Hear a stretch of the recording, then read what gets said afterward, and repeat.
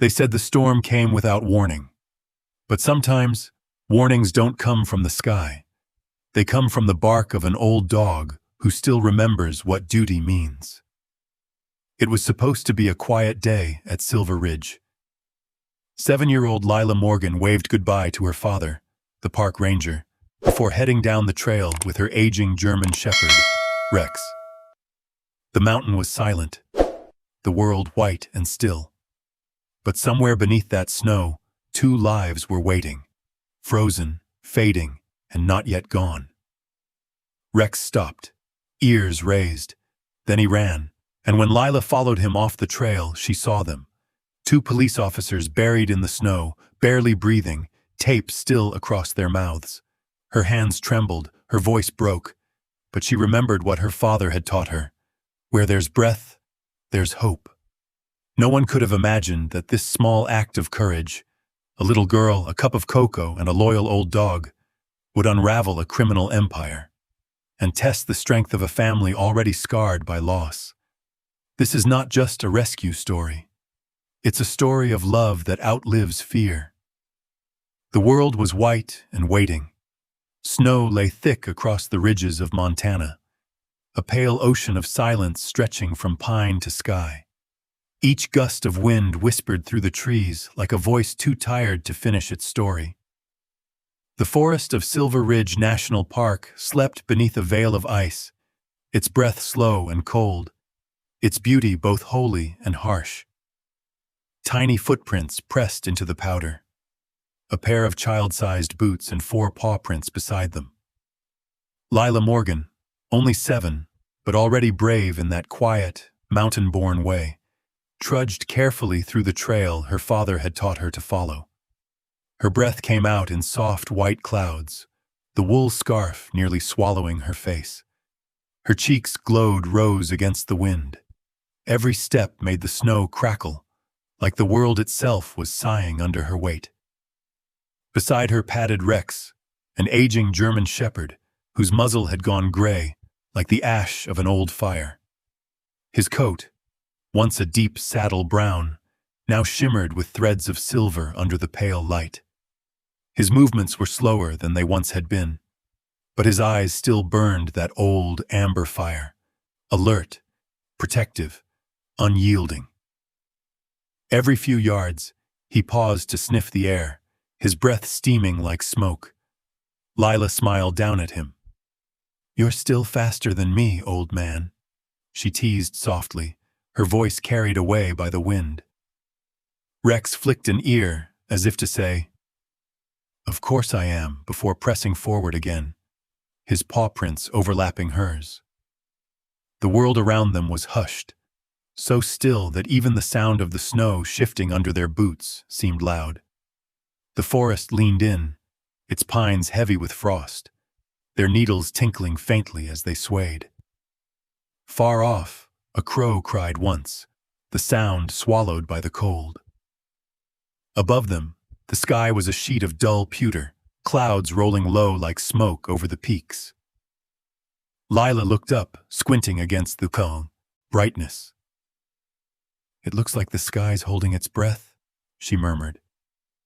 Rex's ears twitched, and he gave a low rumble, half a growl, half a sigh, the way he always did when the weather changed. Her father's warning echoed in her memory. "The wind's shifting, sweetheart. A storm's coming down fast from the ridge. If it turns, it'll white out before noon." Jack Morgan's voice had that steady, low timbre of men who belonged to the mountains. He'd said it while crouched beside her that morning at the ranger outpost, a squat cabin of timber and stone perched on the upper trail, radio towers jutting up like spindly sentinels against the sky. He'd adjusted the strap of her backpack and handed her a small thermos of cocoa, still warm from the pot on the wood stove. "For the walk home," he said. "And this?" He pressed a small brass compass into her mittened palm, its glass face scratched, but gleaming. "In case you ever forget which way the wind's supposed to take you." "I won't forget," she'd said, trying to sound older than she was. He had smiled at that, a smile both proud and haunted. There were fine lines around his eyes, the kind carved by sun, wind, and worry, and a streak of silver cutting through his dark hair. Before letting her go, Jack had crouched again, bringing his face level with hers. He'd tugged her scarf higher and kissed her forehead gently. "Be home before lunch, Sprout," he said. "And if the snow gets thick, follow Rex. He remembers every step." "I always do," she'd promised, looking down at the dog sitting squarely by the door, like a soldier awaiting orders. As she turned to leave, Jack had stood by the window. His gaze lingered not on the snow or the trail, but on the photograph nailed above his desk. A woman with kind eyes and sunlit hair, laughing against a backdrop of pines. Lila's mother, Emily. She'd died in a rescue mission years before, a landslide that swallowed half the valley. Sometimes Jack would talk about her in the quiet way people speak to ghosts. That morning, as the wind moaned around the outpost, he'd touched the edge of that photo, murmuring something too low for anyone to hear. Then he'd turned back toward the window and watched until his daughter's red coat became just a spark against the endless white. Now, hours later, the mountain seemed to hold its breath again. The world was still, almost reverent. Lila and Rex moved through a narrow valley where the trees leaned close, their trunks ribbed with frost. The trail curved between boulders that rose like sleeping beasts under the snow. Lila's gloved hand brushed one of them absently, leaving a small streak of warmth behind. "Feels like the mountain's watching us," she whispered. Rex's nose twitched. His tail flicked once, then stilled. They came to a clearing, a small frozen meadow dotted with stumps and fallen branches, the snow unbroken except for their path. The silence here was deeper, heavier. Lila stopped for a moment, taking in the beauty of it. The sky melting into the horizon, the faint shimmer of sunlight trying to break through the clouds. For just a second, it felt like the world belonged to them, a child and her old dog, small and infinite at once. She knelt beside Rex, rubbing his fur, feeling the coarse warmth beneath her mittens. "You okay, buddy?" she asked softly. "We're almost home. Dad'll make soup, and maybe you can have some of my cocoa." Rex tilted his head, eyes bright with that old intelligence. He huffed once as if amused, but then the wind shifted. It came low from the east, colder, sharper, laced with the scent of snow and something else beneath it, something metallic and wrong. The pines began to groan as the air thickened. Above them, the clouds turned darker, rolling faster. Rex's ears shot up.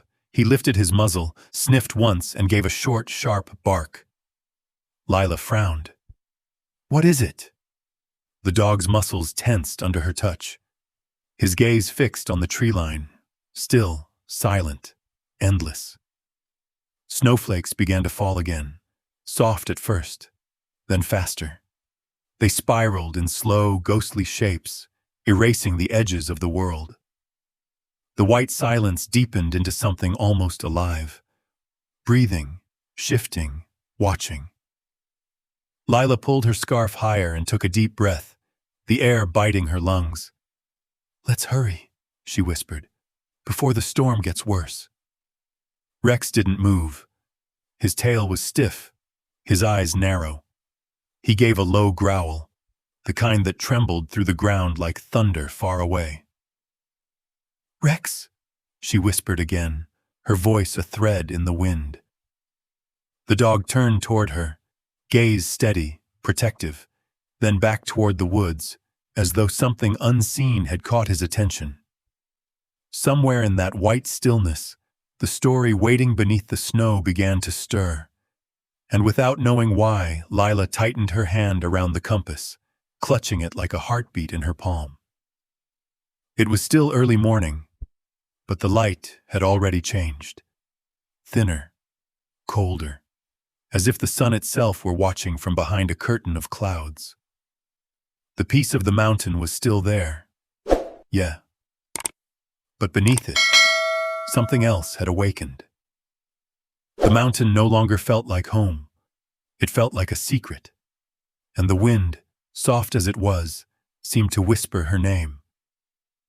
Leela, she froze, eyes wide, snowflakes clinging to her lashes.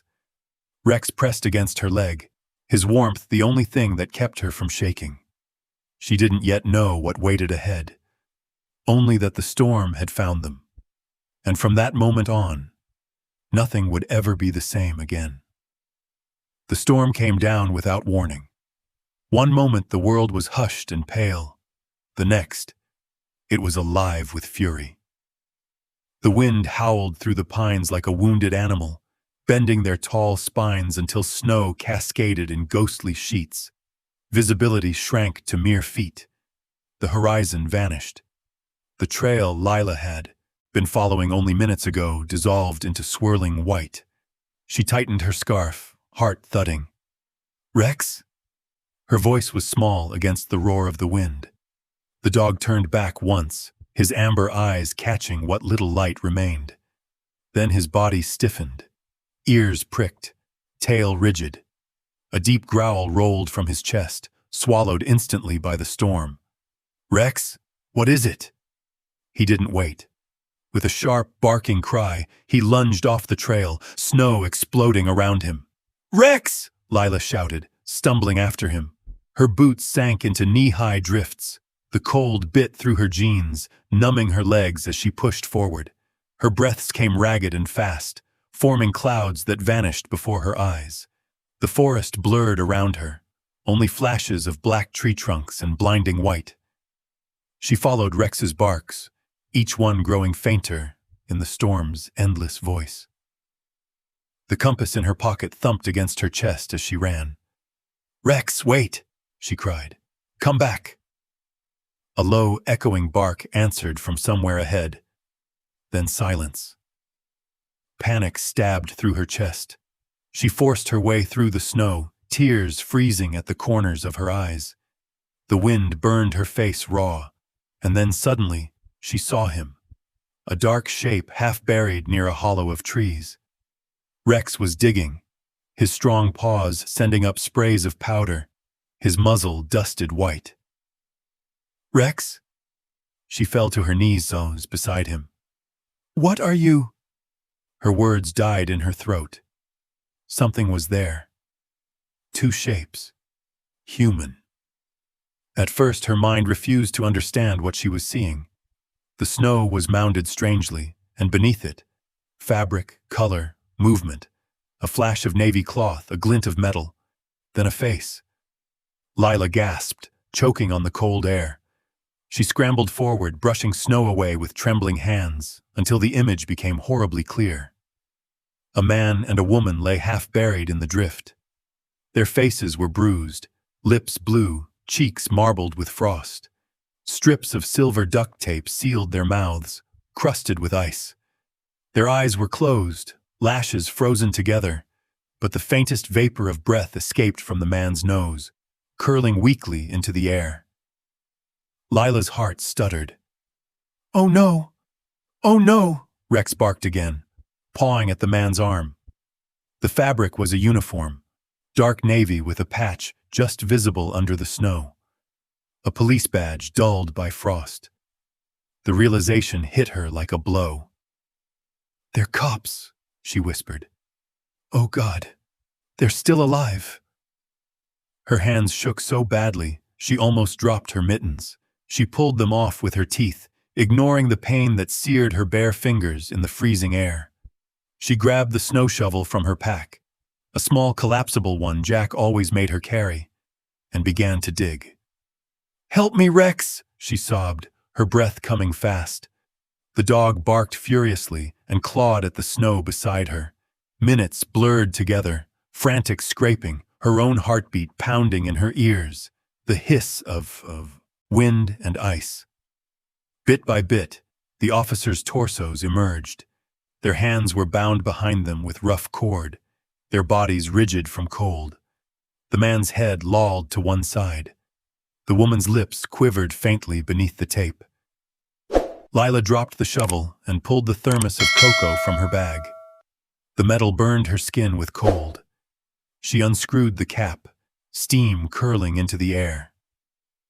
"It's okay," she whispered, though her voice trembled. "You're going to be okay." She knelt beside the man, tilting the thermos carefully. A few drops of warm liquid ran over the edge of the tape, melting the icy seal. Slowly, gently, she peeled it away. His skin felt like porcelain. His lips were cracked, bleeding where the tape tore free. His eyes fluttered open, just a slit, gray and unfocused. "Stay with me," Lila whispered, voice breaking. "Please stay with me." She moved to the woman, repeating the motion. Cocoa dripped onto pale skin, loosening the frozen tape until she could pull it off. The woman's lashes flickered. A faint breath rasped through her teeth. Rex pressed close to Lila, his heavy body blocking the wind. His fur was wet with snow, his tail curled tightly around the woman's legs. He whined low, nudging her with his nose. Lila fumbled for the emergency radio in her backpack. Her fingers were numb, barely able to press the button. "Dad," she gasped. "Dad, it's me. It's Lila. I found people. 2 people." Her words stumbled out in sobs. "They're hurt. They're alive, but barely." "Mile marker 6, the ridge trail. Please hurry." Static filled the line. Then her father's voice broke through, sharp, urgent, and terrified. "Lila, don't move them. Wrap their heads. Keep them warm. I'm coming. Do you hear me? I'm coming right now." The radio hissed back into silence. Lila's chest heaved. She looked down at the officers. The man's chest rose and fell in shallow, trembling breaths. The woman's fingers twitched once beneath the ropes. Snow stung her eyes. She pulled off her scarf and wrapped it around the man's head, then stripped her own parka and laid it over the woman's chest. The cold tore through her instantly, but she didn't stop. "Rex," she whispered, stroking the dog's fur. "Don't let them die, boy." The German shepherd looked up at her, calm, steady, understanding. Then he lowered himself completely, sprawling across the officer's legs, pressing his body heat into their frozen limbs. The snow piled on his back, melting and freezing again. But he didn't move. His ears flicked toward every sound. Lila crouched beside him, her small hand resting on his back. Her teeth chattered violently. Tears froze on her cheeks. "It's okay," she murmured, more to herself than to them. "Dad's coming. He always comes." Far up the mountain, at the ranger outpost, Jack Morgan dropped his radio.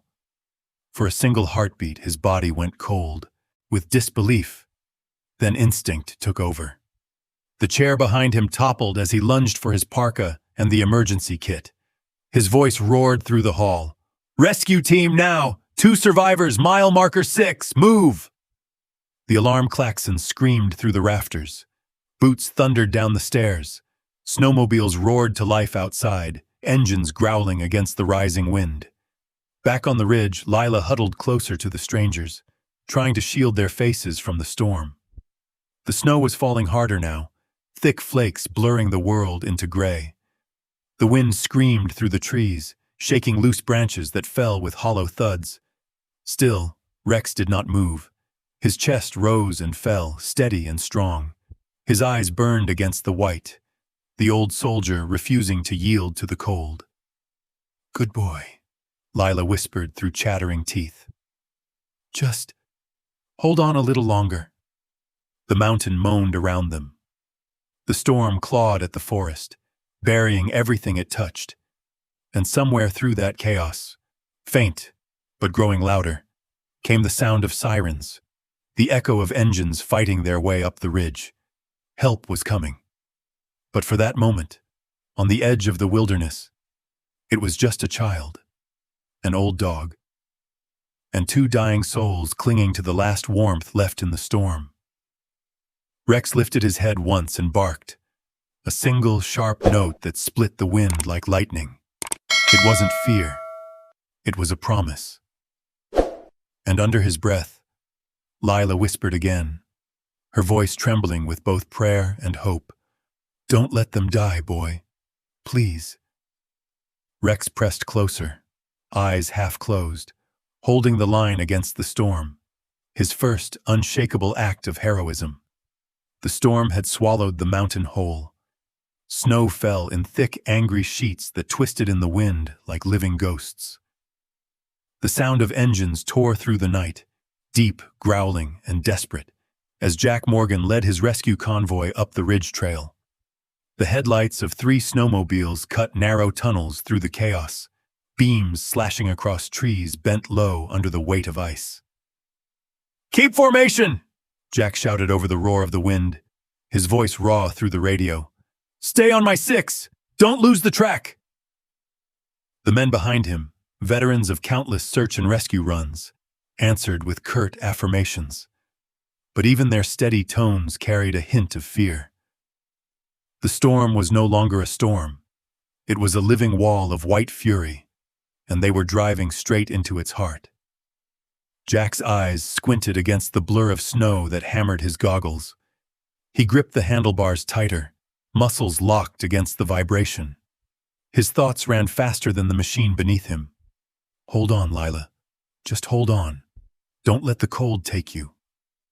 Every few seconds, the radio crackled, a voice reporting wind direction, visibility, distance from the marker.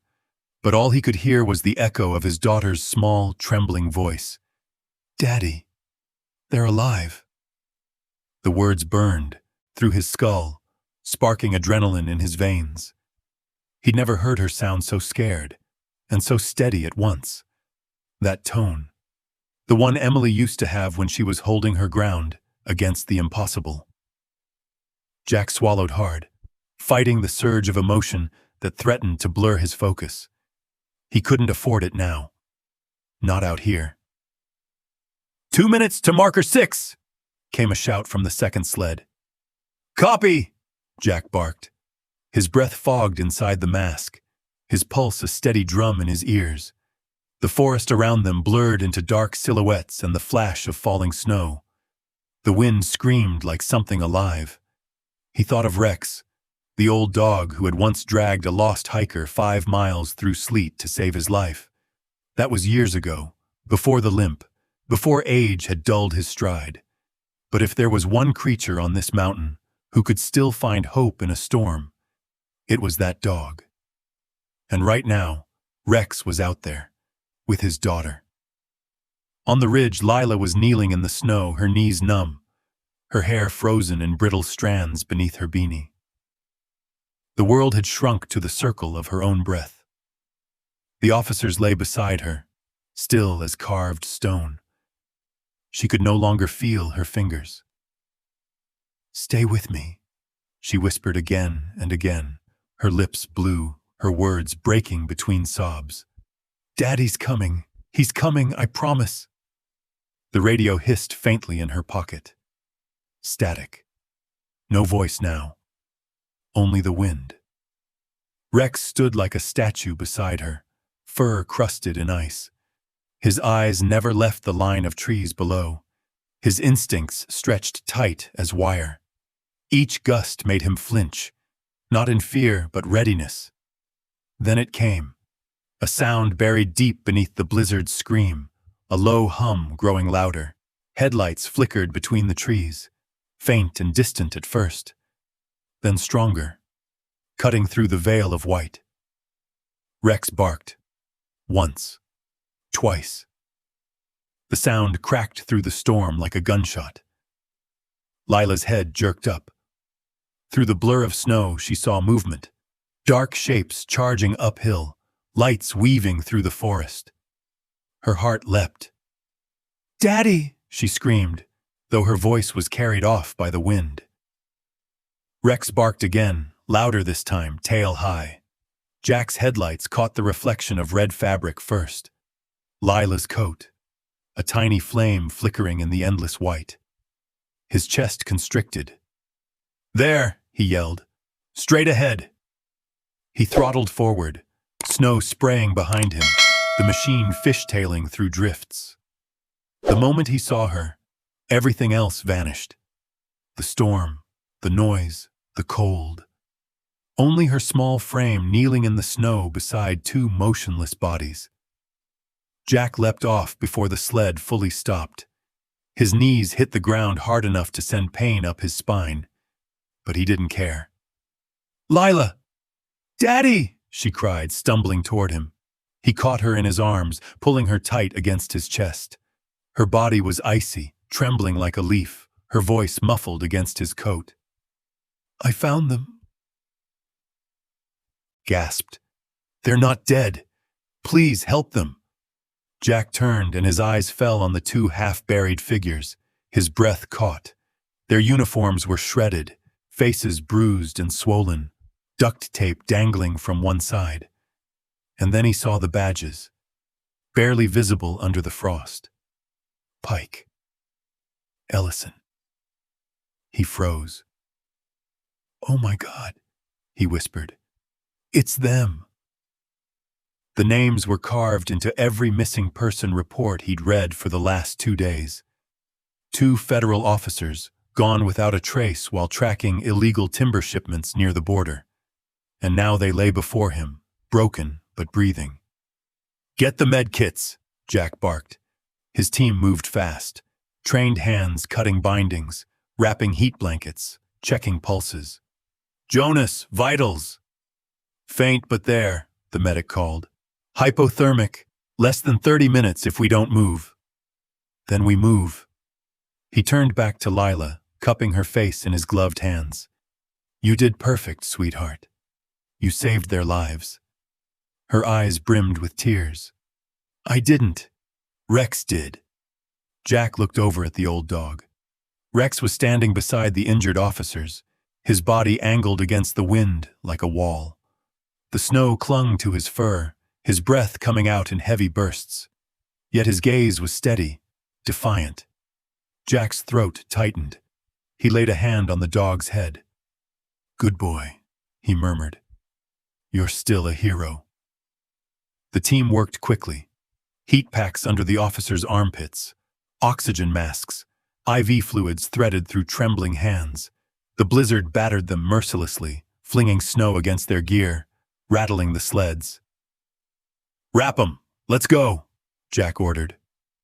Within minutes, the officers were strapped onto rescue sleds, cocooned in foil blankets that shimmered under the lights. Lila stood close to her father, still shaking from the cold. She didn't want to let go of his jacket, her small fingers gripping the fabric as if it were the only solid thing in the world. Jack bent down, pulling her hood tighter. "You ride with me," he said.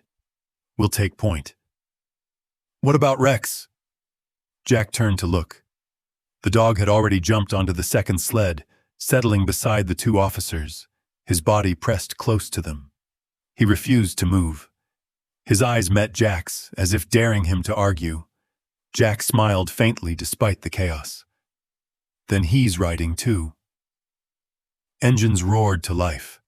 The convoy turned down the mountain, headlights slicing through the storm. The world became a blur of light and movement, sirens wailing, snow spraying high in their wake, the rhythmic thump of the sleds against frozen ground. Lila clung to her father's waist, feeling the vibration of his heartbeat, even through the layers of cold.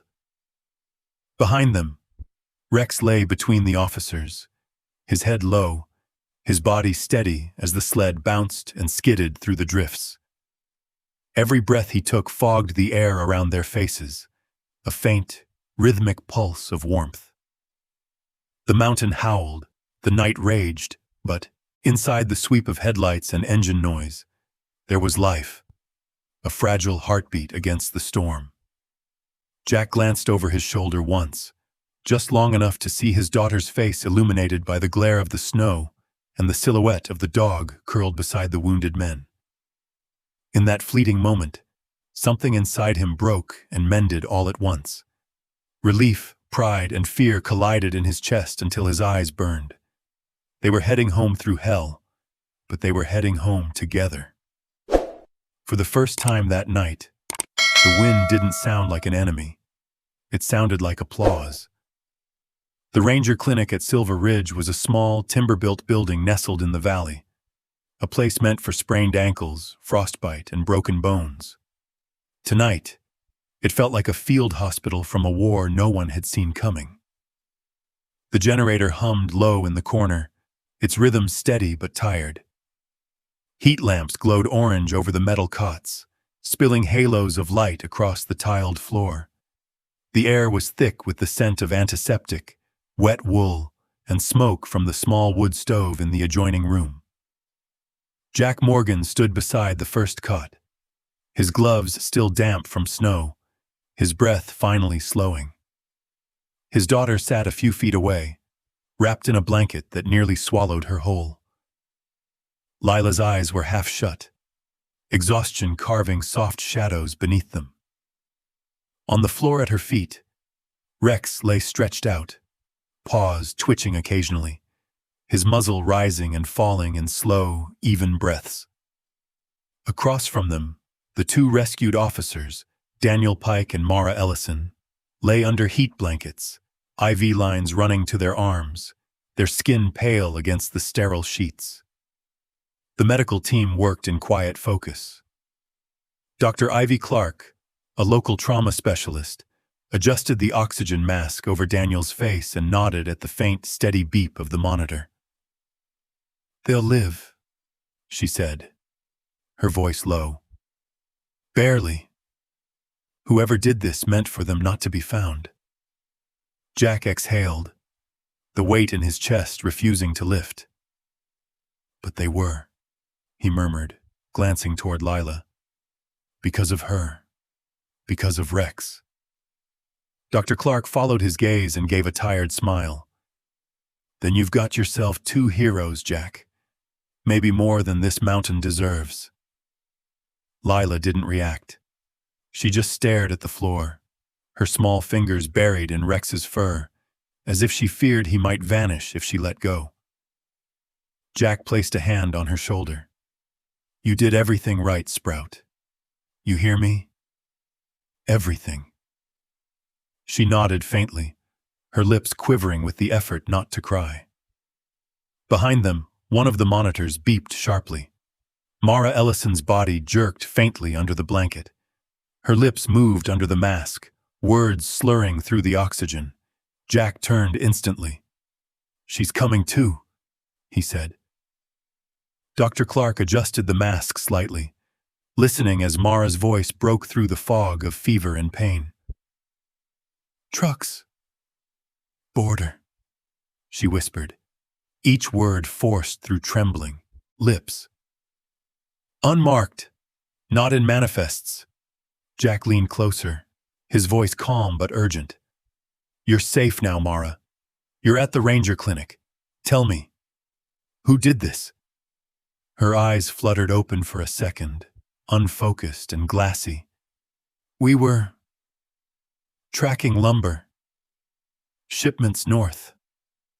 Thought it was nothing. Just smuggling." Her voice caught, a small cry of pain. "Weston. Name on the files." "But—" Her throat constricted. The heart monitor beeped faster. "Take it slow," Dr. Clark warned. "Betrayal," Mara gasped.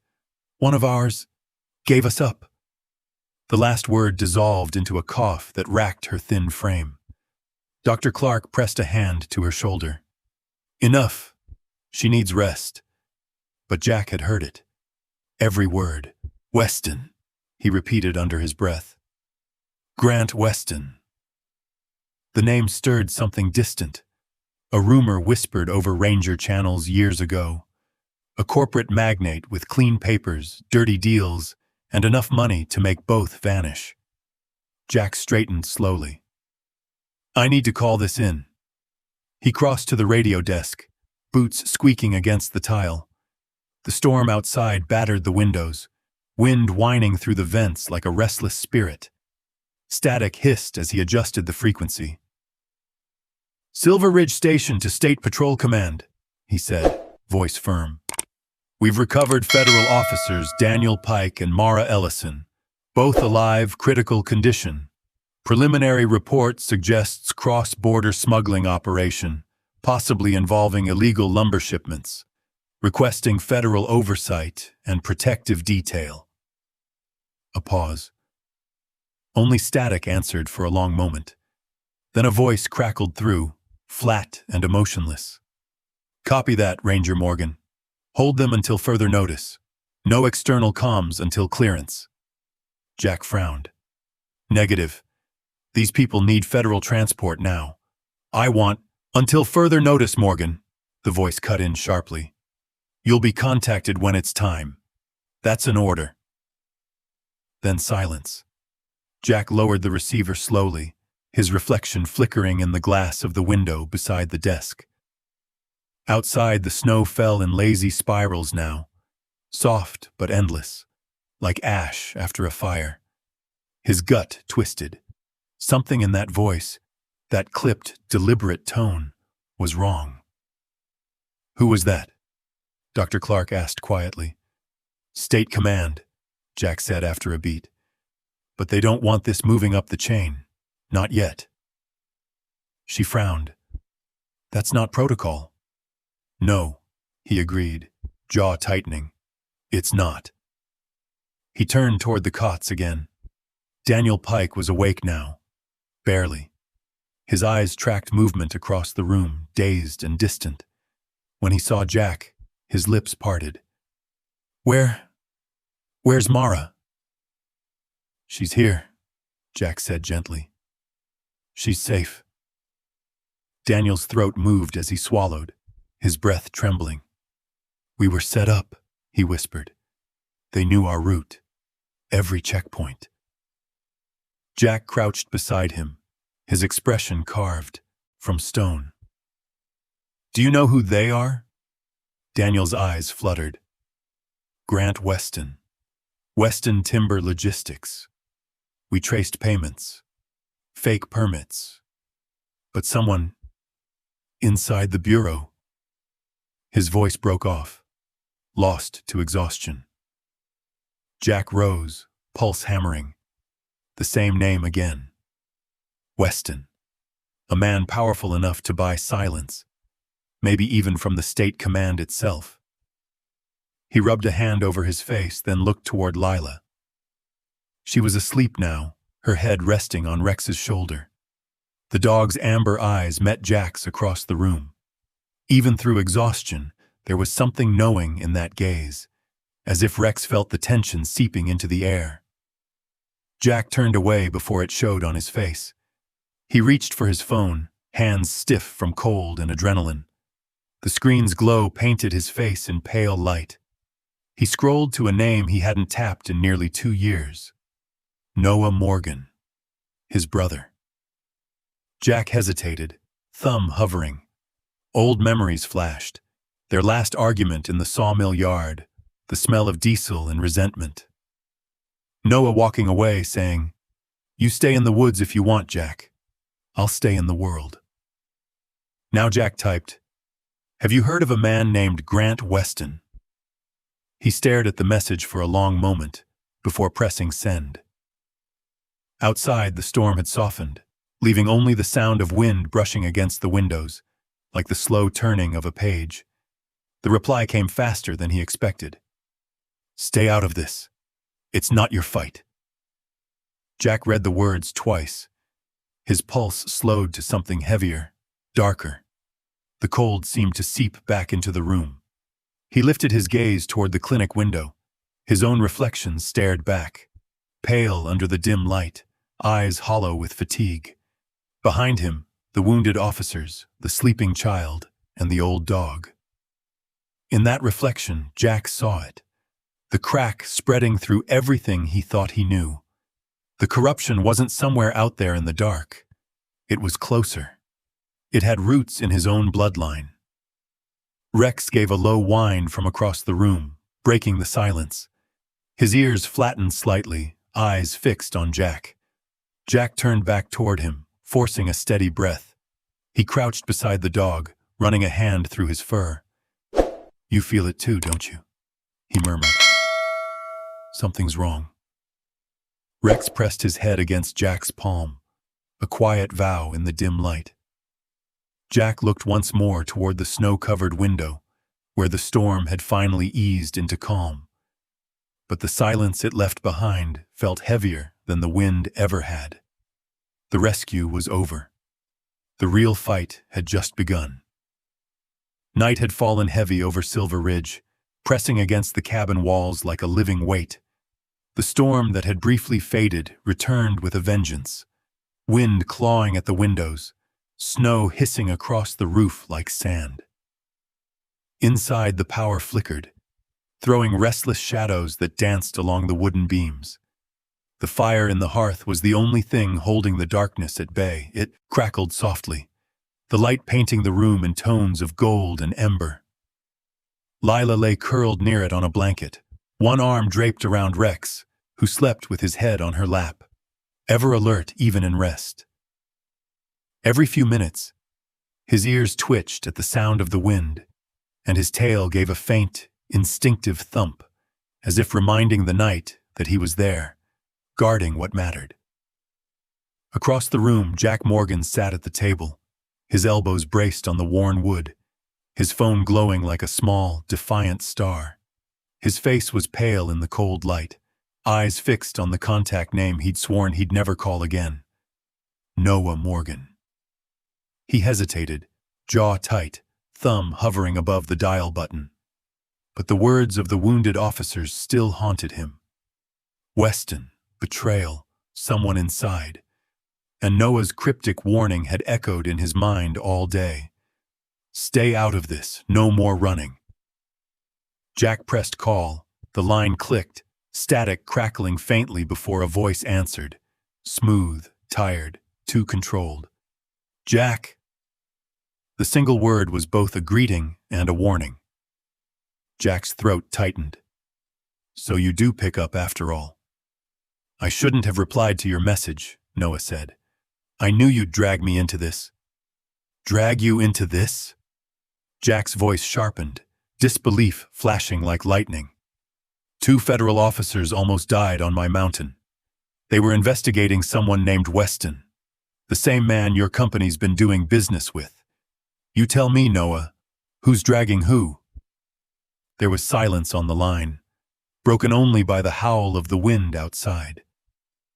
Then Noah exhaled softly. You don't understand what you're talking about. Oh, I understand plenty, Jack shot back. I understand that Weston's name is on the shipping manifests from your mills. I understand that federal agents ended up buried under 6 feet of snow because they got too close. I understand that you told me to stay out of it instead of denying it. That's what I understand. The pause stretched long enough for the fire to crackle twice. When Noah finally spoke again, his voice was colder. You always think the world's as simple as a compass, Jack. North or south, right or wrong. But out here, it's never that clean. You chose to stay in those woods and preach duty. I chose to build something that could last. You built it with blood money?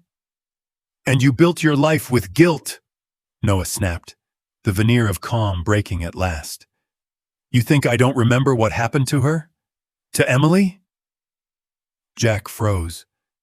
The sound of that name, spoken with both grief and accusation, cracked something deep inside him. Don't you dare! No, Noah said, his tone rough now, trembling. You think I don't remember how she died on one of your rescue runs? How you dragged her into that storm because you couldn't say no to someone else's cry for help? You lost her to duty, and you've been punishing yourself ever since. Jack's hand clenched around the phone so tightly his knuckles went white. You weren't there, he said through gritted teeth. You didn't see what she was trying to do. She saved 3 lives before the avalanche hit. That's who she was. Who we were. Who you were, Noah hissed. You never saved me, Jack. You left me to clean up everything she left behind. You had your mountain, your badge, your hero stories. I had the debt, the land, the company. I made it survive. Weston helped make it survive. Jack stood abruptly, the chair legs scraping against the floor. He helped you sell your soul, that's what he did. You always ran from the mountain, he said, voice breaking into a growl. Noah's answer came sharp and bitter. You always hid in it. The words landed like blows, echoing in the small room. The silence afterward was heavy. Two brothers standing on opposite cliffs, shouting across the years of blame that separated them. By the fire, Lila stirred. Her eyes fluttered open, hazy with sleep. She caught the tail end of the argument. Her father's raised voice, the bitterness in it. She turned slightly, her small face half lit by the flicker of flame. Jack's tone dropped, quieter now, but still edged with fury. You tell me right now, Noah, is Weston running illegal lumber through your company? There was a faint sound on the line, a sigh maybe, or the creak of a chair. Then Noah said, Don't ask questions you're not ready to answer, brother. Jack's heart pounded. So it's true. It's complicated, Noah replied. And you calling me won't make it any less dangerous. Weston's not a man you can just expose. He owns people, Jack. Judges, inspectors, entire ports. And if you start digging, I already am. The line went silent. Then God help you, Noah said finally, voice like a blade wrapped in regret. And God help that little girl if you keep pulling at strings you can't cut. Jack's stomach turned cold. He didn't even realize he'd shouted until his own voice rang through the cabin. Don't you dare bring her into this! The storm outside howled in reply, rattling the windows as if the mountain itself had heard. And then the line went dead. Jack stood there, phone still pressed to his ear, the dial tone humming like a funeral bell. The firelight flickered against his face, catching the glint of unshed tears. He looked at the photo on the mantel, Emily smiling, her hair windblown, holding baby Lila wrapped in a red blanket. For the first time, the picture seemed like a ghost staring back. God help us all, he whispered. Behind him, a small sound broke the stillness. Daddy? Lila's voice was soft, small, trembling. She sat up by the fire, eyes glistening.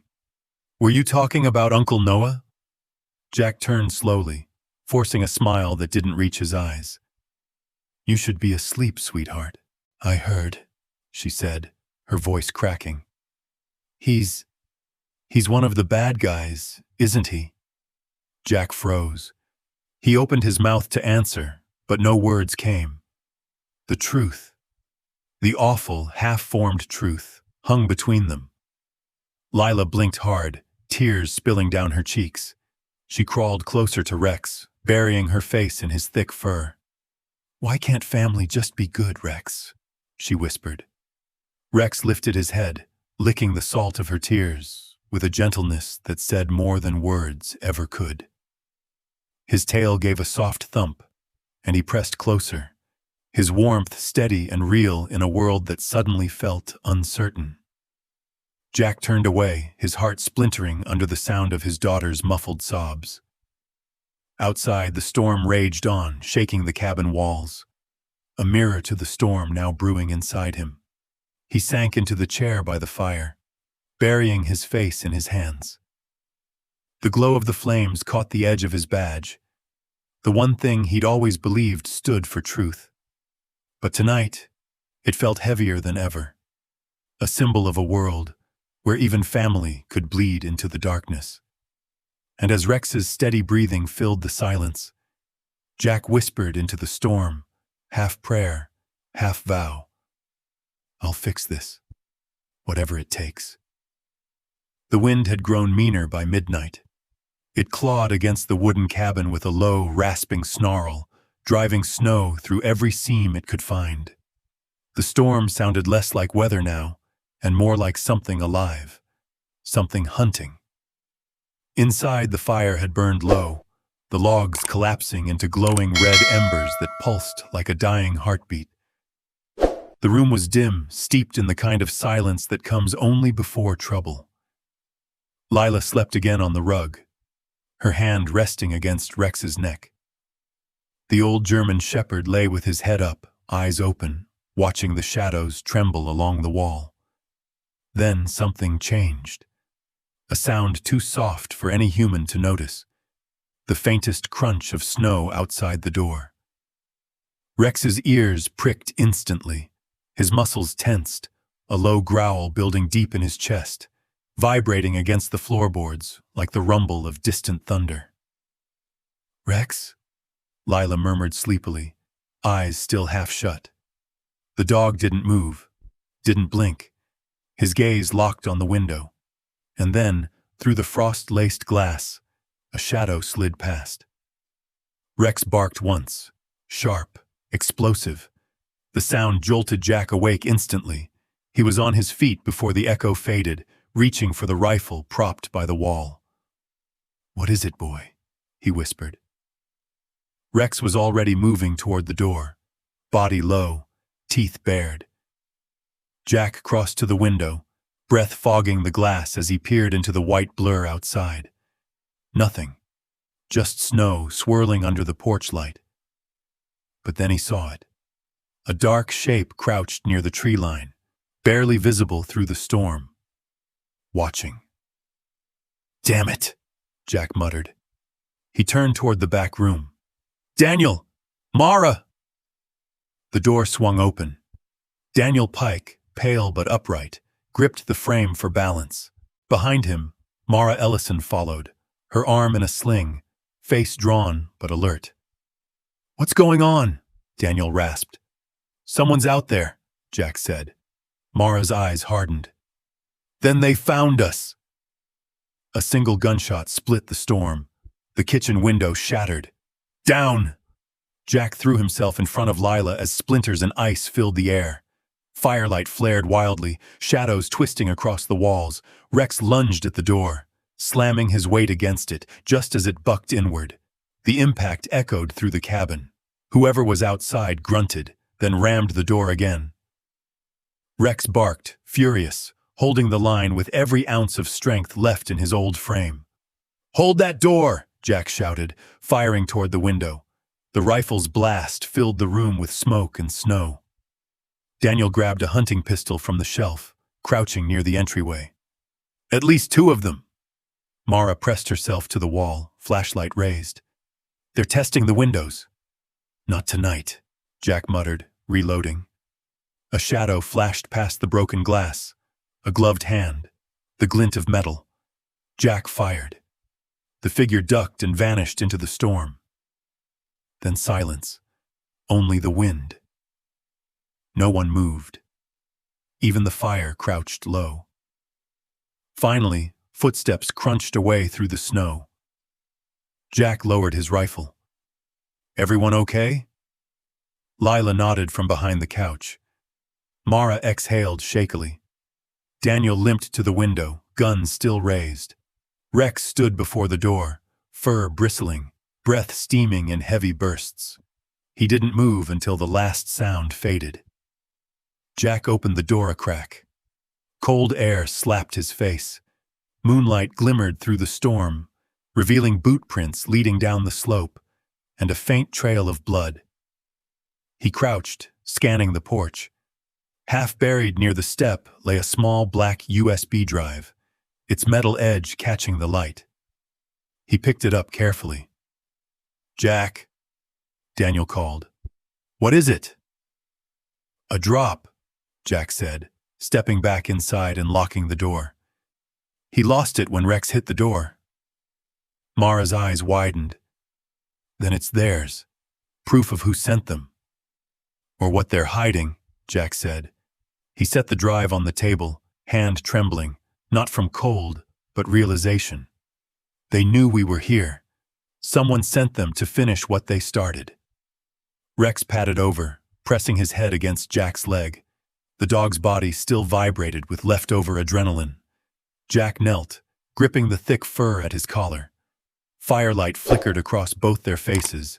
One man, one dog, scarred but unbroken. Jack's voice was low, steady. "We fight back now, boy." Rex gave a soft, rumbling bark. Agreement. Understanding. Across the room, Lila stood clutching a blanket, her face streaked with tears, but her green eyes hard with something new. Fear and courage tangled together. She looked at her father, then at Rex. "They're not going to win, are they?" Jack met her gaze. The answer was already written in his face. "Not while we're breathing." Outside, the wind screamed, sweeping the porch clean, erasing the blood, the tracks, the past. But inside, something stronger than fear began to take root. Rex circled once and lay beside Lila, his body between her and the window. Jack turned down the lantern, his shadow long and sharp against the wall. The night grew quiet again, but it wasn't peace. It was the stillness before another storm. Lila curled up beside Rex, burying her face in his fur.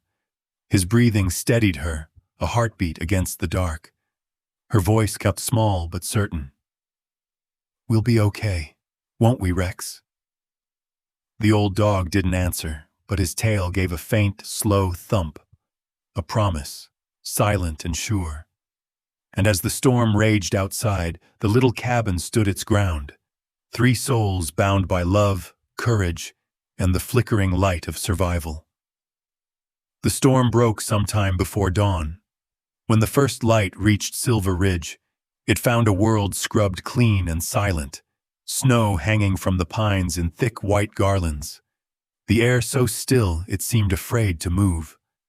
The wind had spent itself, leaving behind a brittle calm, the kind of quiet that comes after violence. Jack Morgan tightened the strap on his field pack and glanced at the horizon. The snow reflected the pale gold of morning, but he knew better than to trust the peace. Storms always left ghosts. Behind him, Lila adjusted her small parka, her cheeks red with cold. She held the compass her father had given her days before. Its brass casing gleamed faintly in the light. "I know where the tire tracks start," she said softly. "They curve past the creek near the East Ridge. The trees there don't hold snow. They'll still show the marks." Jack crouched to her level, hands on her shoulders. "This isn't a hike, Lila. We don't know what we're walking into." "I do," she said, her voice steadier than her years. "You said they hurt people. If they're still out there, I can help." The words cut straight through him. For a moment, Jack saw Emily in her, that same quiet courage that never asked for permission. From the porch, Daniel Pike zipped up his tactical jacket and checked his sidearm. "She's right," he said. "If she knows the route, we'll need it." The storm buried half the trails. Mara Ellison, her arm still bandaged, nodded. "We move now, before the tracks fade." Jack hesitated. His instinct screamed to leave Lila behind, but the look in her eyes, unflinching, resolute, left him no room to argue. He exhaled through his nose, the breath clouding in front of him. "Stay close to me, no matter what." "I will," she promised. Rex barked once, as if sealing the pact. They moved single file through the pines, following the faint grooves cut into the crusted snow. The forest was a cathedral of silence. Every branch bowed, every sound swallowed.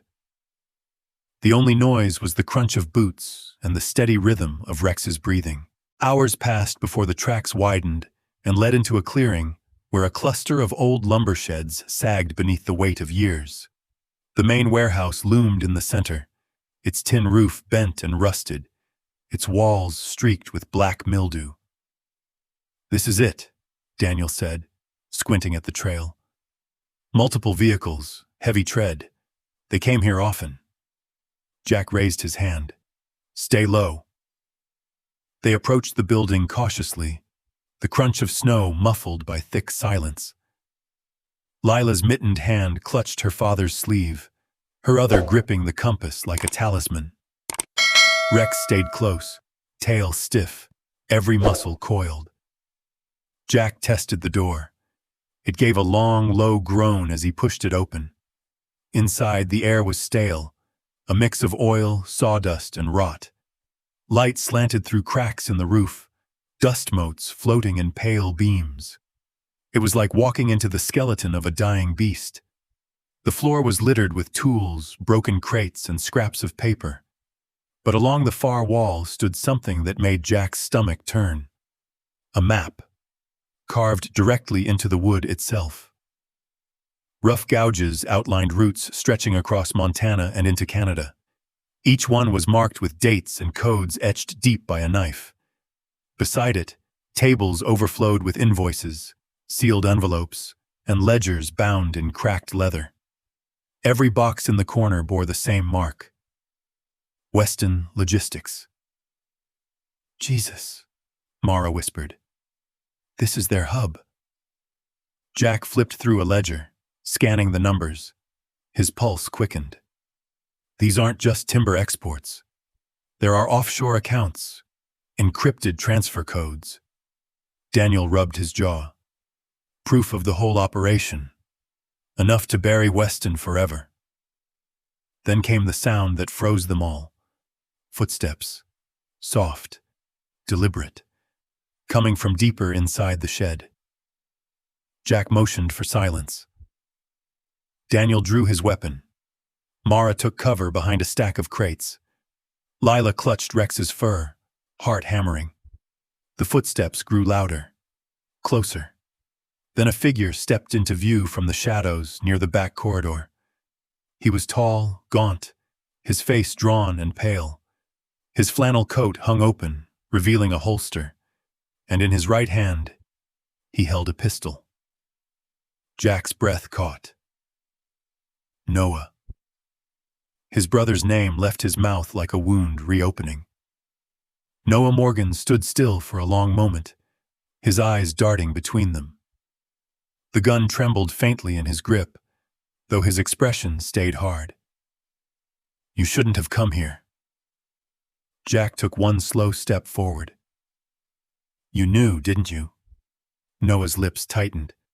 I told you to stay out of it. And you think I would, after what they did, after those agents almost froze to death in my woods? Noah looked down, jaw tight. The lines in his face were carved by guilt and sleepless nights. You don't understand. Weston owns everything. The mills, the trucks, the men. He owns the goddamn town. I tried to fight him once. I lost. You didn't lose, Jack said. Voice, bone, cutting through the cold. You gave up. Noah's eyes flashed. And what was I supposed to do? Let him burn the company our father built? Let the workers starve? I made deals to survive. You wouldn't understand. You had your badge. I had mouths to feed. Don't you dare call that survival, Jack snapped.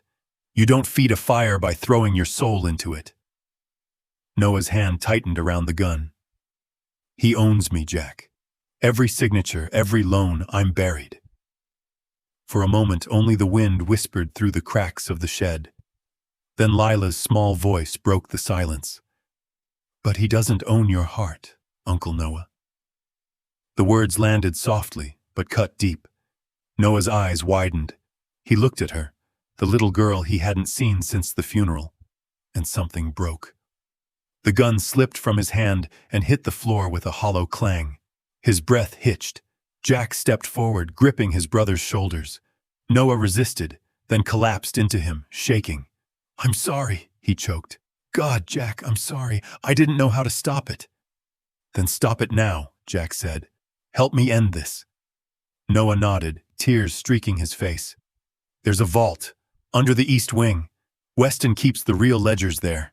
I can get you in. Jack's hand tightened on his arm. Then we finish this. Together.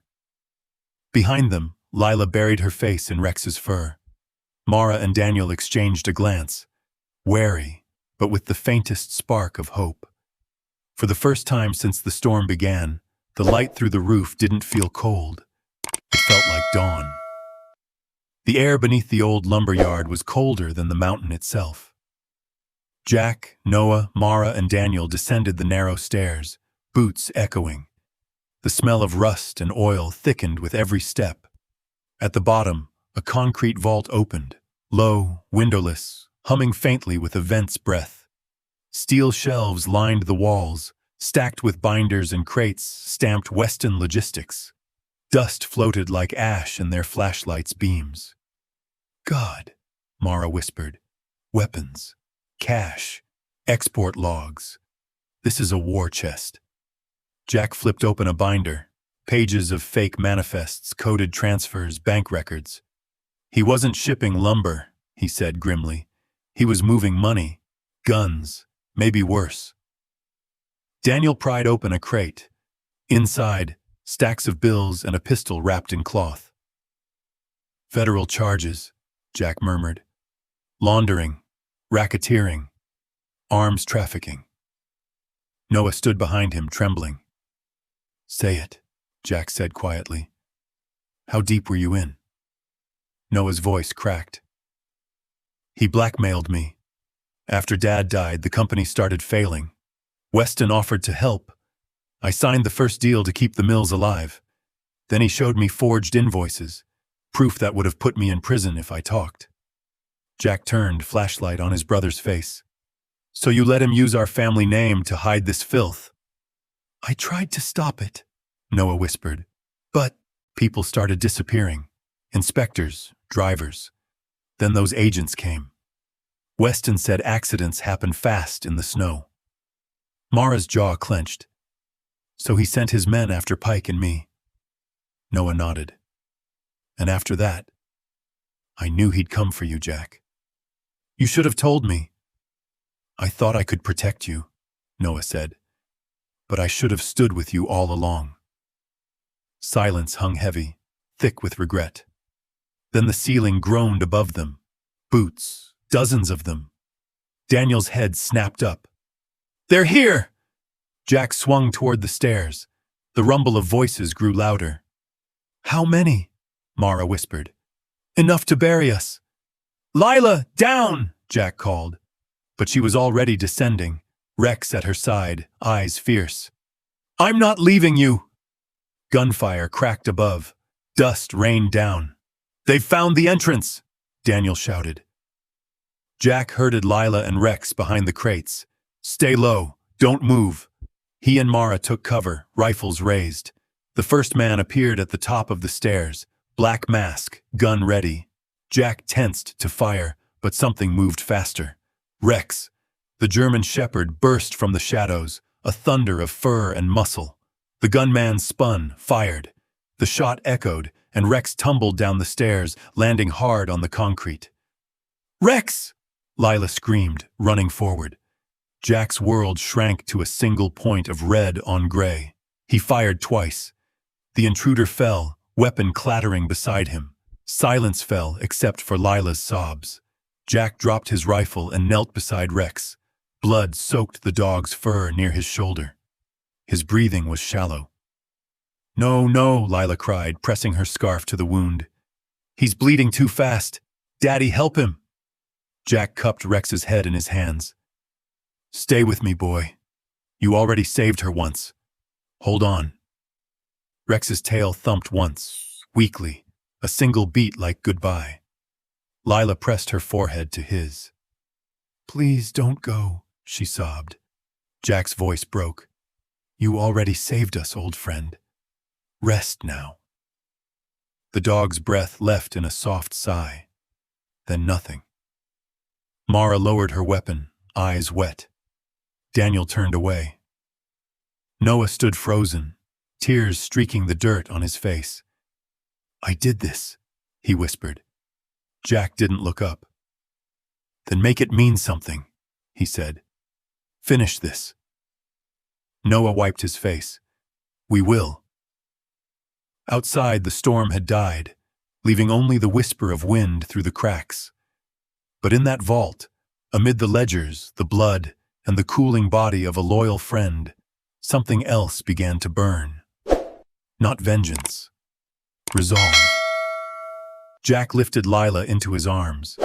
She clutched Rex's collar against her chest, still crying softly. "Come on," he said.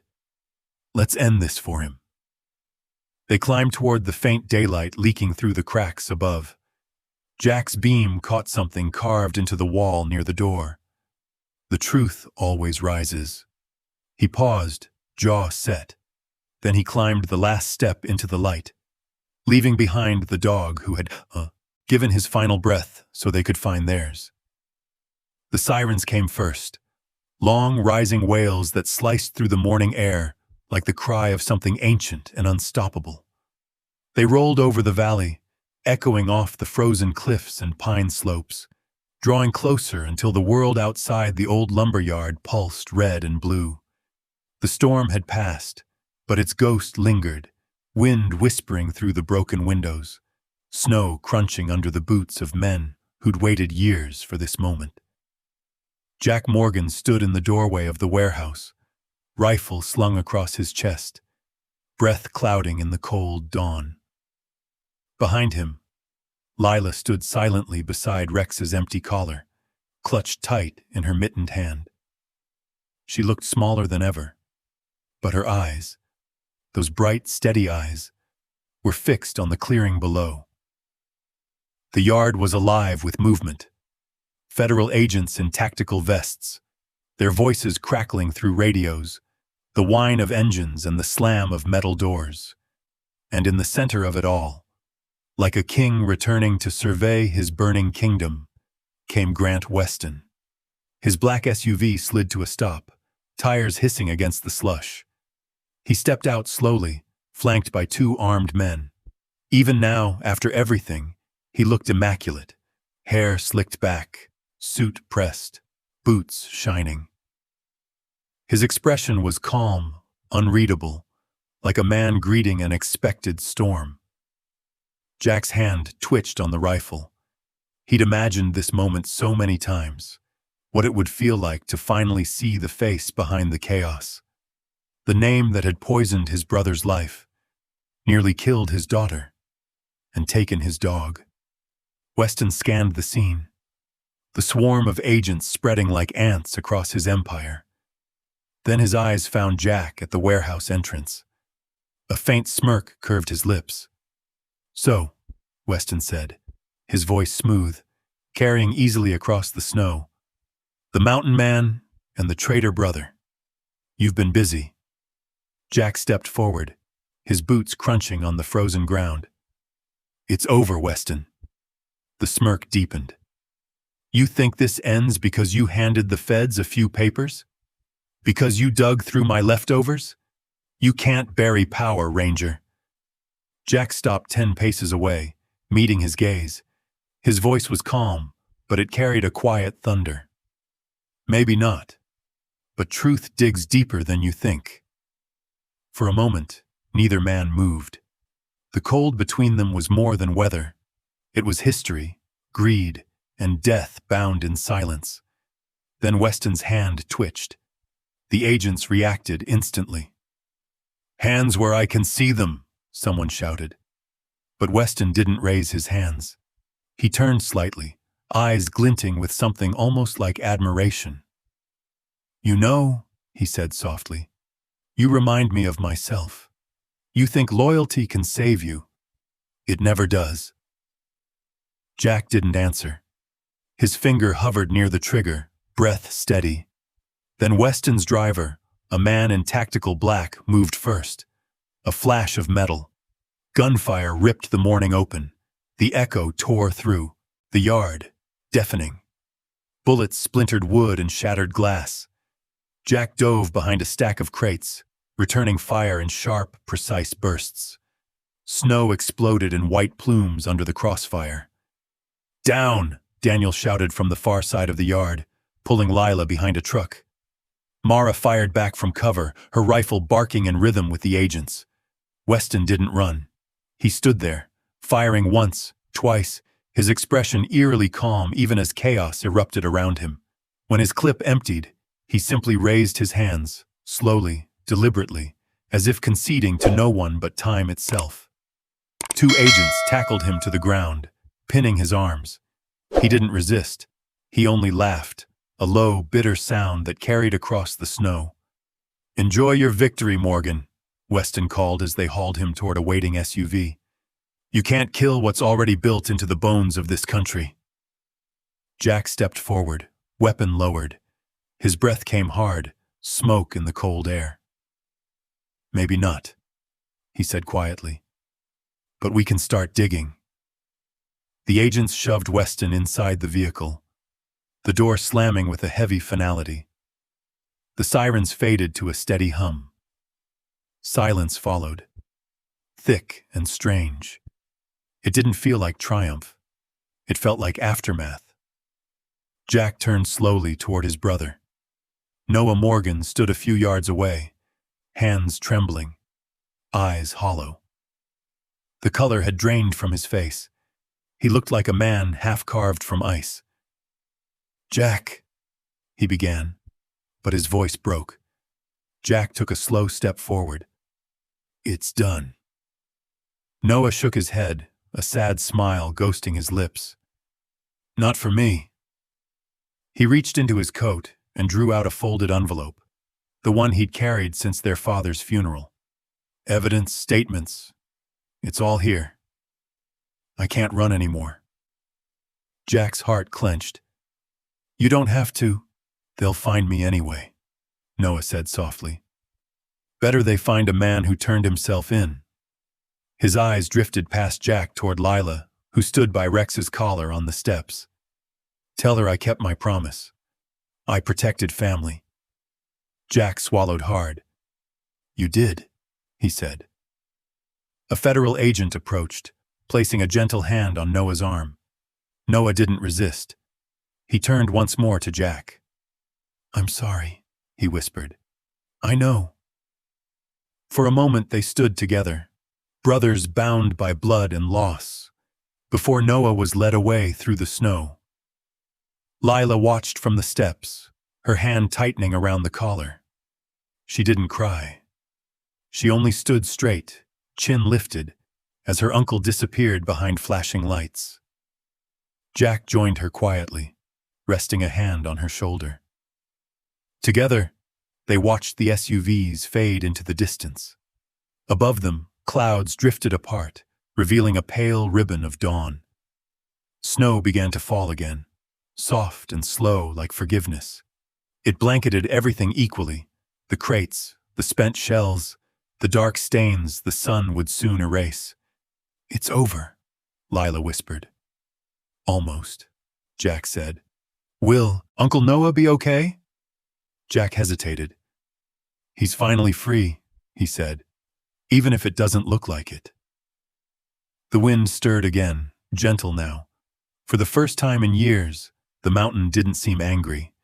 It simply stood, enduring, eternal, ready for spring. Jack looked to the horizon, where snow met dawn. "Rest easy, Rex," he murmured. "We did it." The wind carried his words into the trees, part prayer, part farewell, as the last of the storm dissolved into light. Spring came slowly to Silver Ridge. The melting snows carved streams through the forest, whispering life back into the pines. The wind hummed softly through needles heavy with new sap. The ranger outpost stood warm beneath sunlight. Rows of wooden chairs filled the clearing, where rangers, townsfolk, and a few federal officers gathered. The air was bright with birdsong, the sound of people breathing again after holding their breath too long. At the front stood Jack Morgan, ranger's badge polished, silver in his hair. Beside him stood Lila in a simple blue dress, a worn leather collar hanging around her neck. The tag still read, Rex. A hush fell as the regional director stepped forward, holding a small bronze medal. For extraordinary courage and compassion, we honor Lila Morgan of Silver Ridge. Lila blinked fast as the medal was pinned to her dress. Applause rippled through the clearing, quiet at first, then warm and full. Jack knelt beside her. "He'd be proud of you," he whispered. Her voice trembled. "We did it together, Daddy." He smiled. For a moment the world was simple again. Jack rose and turned to the crowd. Faces looked back. Officers, rangers, people who had found and lost themselves in the snow. "Some heroes walk on 2 legs," he said, voice steady. "Some on 4. And some remind us why we still believe in second chances." Even the wind paused to listen. At the back, Mara Ellison stood beside Daniel Pike, scars faint beneath the sunlight. She squeezed Daniel's hand. "He's right. That dog saved us." Daniel nodded. "He gave us our truth back." In a quiet prison workshop, Noah Morgan sat at a wooden table, sleeves rolled, hair longer now. Sunlight streamed through the bars, dust swirling like snowflakes. He carved slowly, shaping a small pine figure, a German shepherd, head raised, eyes forward. When he finished, he traced the wood's grain with his thumb and whispered something no one heard. Then he placed it on a shelf among dozens of others, all identical. A guard watched from the door but said nothing. He'd seen the way inmates came to Noah's bunk sometimes, holding the carvings as if they meant more than wood. As the siren for morning shift blared, Noah stood. Before leaving, he glanced at the carved dog and murmured, "You kept your promise, Jack. So did I." Mara and Daniel worked side by side, hands deep in the soil, planting young pines where the forest had burned. "You think it'll grow back? The same?" Daniel asked. Mara shook her head. "No," she said softly. "Different. Stronger." The wind stirred the new leaves, carrying the faint echo of a bark, imagined maybe, but clear enough to make them both smile. At the cliff's edge, Lila stood framed by endless sky. The forest below glowed green again, streaked with silver snowmelt. Beside her, Jack held a small urn. He knelt, unscrewing the lid. "Can I?" she asked. He nodded. She tilted the urn into the wind. The ashes caught the light, scattering across the valley like dusted gold. For a heartbeat, it almost looked like Rex was running again, through the air, the light, the forest he'd guarded. Tears shimmered on Lila's cheeks, but she smiled. Jack rested a hand on her shoulder. "He's home now." The sky above Silver Ridge burned in amber and rose. The snow on the peaks gleamed like glass. Jack and Lila stood side by side at the lookout where it all began. "Do you think he can see us?" she asked. Jack looked toward the horizon, where the sun dipped low. "I think," he said. He never stopped watching. The wind brushed past them, soft and warm. Lila's hand rested over the collar at her chest. Jack exhaled. "Miracles don't always roar," he said. "Sometimes they just breathe, in a loyal heart that never stops guarding the light." Lila leaned against him. Together they watched the sun sink behind the ridge. Below, the forest stirred. A flock of birds lifted, wings flashing white in the glow. The wind shifted once more, carrying a sound faint and distant. A bark, soft and sure, echoing through the pines. Jack smiled, eyes damp. "Good boy," he whispered. And as the first stars woke over the mountain, father and daughter stood in the hush of twilight. 2 souls bound by loss, by love, and by the unbreakable promise of a dog who taught them both how to keep the light alive. Some stories stay with us, not because of grand victories, but because of quiet hearts that never gave up. Rex's courage reminds us that love doesn't need words, and loyalty doesn't fade with time. A German shepherd's devotion is something sacred, a bond that teaches us about faith, forgiveness, and the strength of standing beside those we love, no matter the storm. If you've ever looked into your dog's eyes and felt that unspoken promise, "I'm here for you," you already know what this story is really about. And if you'd like to explore ways to deepen that connection, there's a wonderful resource I've been reading lately that helps people understand their dogs on a more emotional level. I'll leave the link below. Take a look if it feels right for you. At the end of the day, every wag of a tail, every nudge of a wet nose is a reminder.